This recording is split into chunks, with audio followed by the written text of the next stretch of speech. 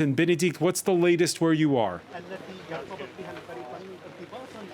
Well, the latest here is that crowds have begun to gather outside Buckingham Palace, both people who are Londoners, Brits, but also people from around the Commonwealth and around the world. The skies have opened up here. The media, we've gone from being a few crews to an absolute wall of British and international media as we await, we know not when, the next medical bulletin from the palace. So let's listen to a few people outside Buckingham Palace.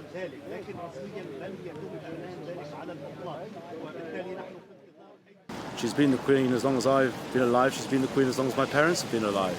So she's really a very, very important part of the fabric. You know, it's going to be terrible. 2 days ago, she was with the new Prime Minister, and then suddenly everybody's concerned about her. So yeah, it's not very nice, but you know, God save the Queen. And Benedict, Parliament was in session when the news first broke. Let's take a listen to some of the reactions there.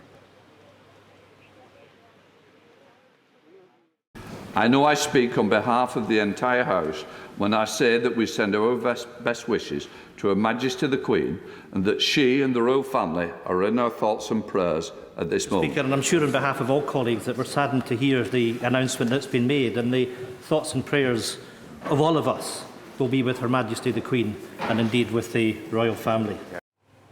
And those reactions, Benedict, coming just after we had seen the new Prime Minister of 2 days, Liz Truss, at the rostrum. Here you see a tweet from the new PM saying the whole country will be deeply concerned. My thoughts and the thoughts of the people across our United Kingdom are with Her Majesty the Queen and her family at this time. Benedict Pavio, again, this is happening on day 2 for Liz Truss. Quite extraordinary when you think that Liz Truss was elected Conservative leader only on Monday, that the very next day on Tuesday we were seeing the Boris Johnson's exit, and normally that would have all happened here behind me at the Queen's London residence, Buckingham Palace. But because of what we were then told had been for a few months episodic mobility problems. In fact, Boris Johnson went to tender his resignation, did a 1,000-mile round trip to do that and to see the Queen in Balmoral, and then followed swiftly by actually Liz Truss, who was asked by the Queen to form a new government.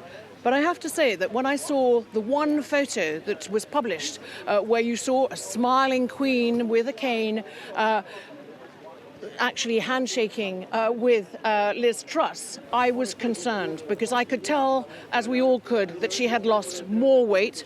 I thought that she looked quite frail, actually, although it was a still picture. And I particularly noticed and tweeted about, as politely as possible, but about the fact that the backs of her hands were purple. And here we are.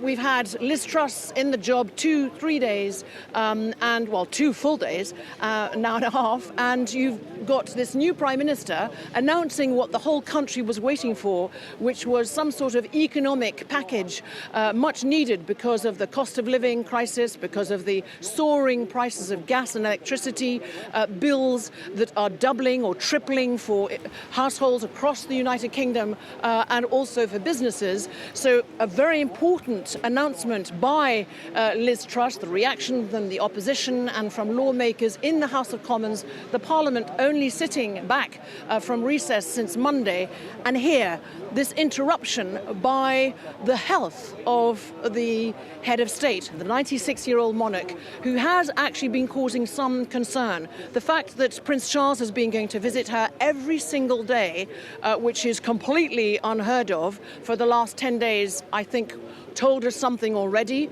The fact that Prince Charles, his wife Camilla, Prince William, all her children have gone up to Balmoral.